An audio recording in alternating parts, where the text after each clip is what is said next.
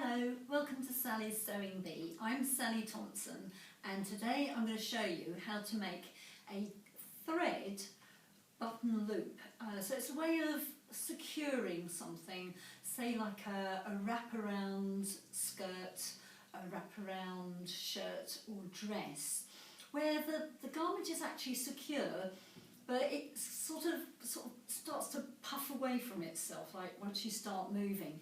So basically it's to stop things unwrapping themselves. So I'm just going to grab the shirt I'm going to demonstrate with today. So here we go. This shirt is lovely. But when it's on and I start moving around, my shirt starts to move around as well. So what I've done is I've put some of these little cotton loops. Can you see that? Okay.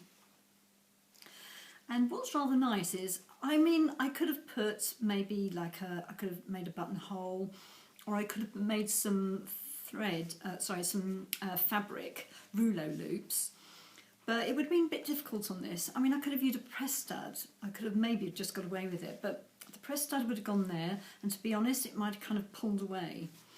Because this is right on that very edge, there's less chance of it being pulled out, sort of contorted.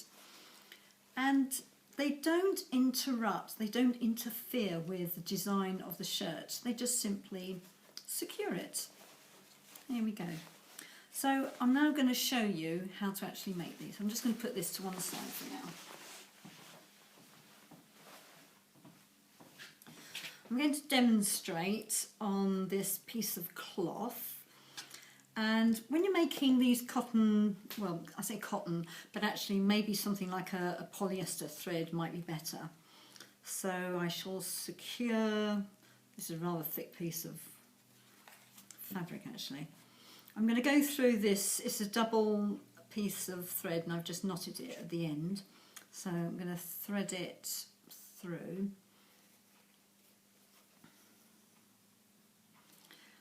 And I'm then going to thread back, oops, she says, just talk amongst yourselves when I'm not talking, right, okay, so what I'm pulling that through, but I'm not going to pull it all the way through. Now normally, if I was actually working, say like that shirt, I'd put it between my knees while I was sitting down and I'd secure it like that. So as I'm not going to be a bit tricky, so I've got my handy weight here, so I'm just going to put that weight on there just to keep this still. Okay, so I've got hold of the needle and thread and I've got a loop here. I'm putting my fingers through, watch this. So I'm pulling it through and I'm drawing that right down, and what it does, it makes a nice little chain. I'm going to do the next one really slowly so that you can see how I kind of twist my hand round.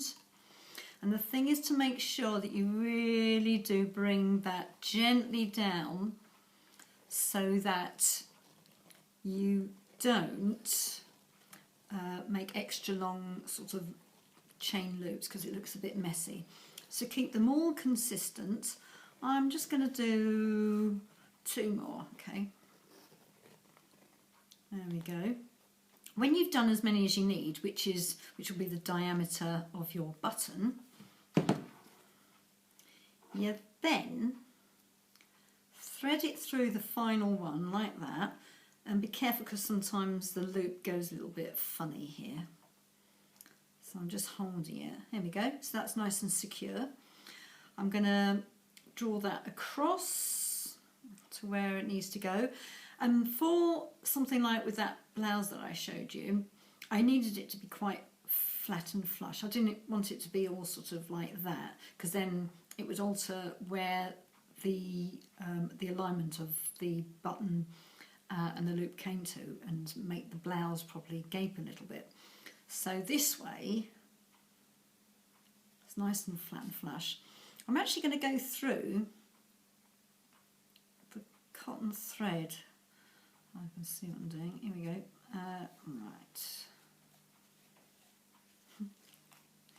All right. I'm just going to secure that again. There we go. Then I would just thread that back through to the underside of my garment. I would knot it and then just do a couple of little of tacks, just a couple of threads like a bar tack, and there we go. Nice little loop thread.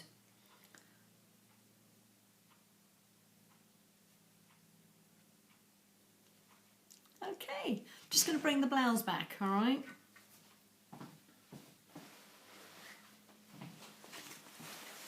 So, I've put them all the way down here. This just helps to, because this wraparound shirt is, you know, it is actually, you know, the design is fine, but what they don't allow for is just sort of like extra movement. Maybe I move around more than most people. I've also put one here, because that crosses over there.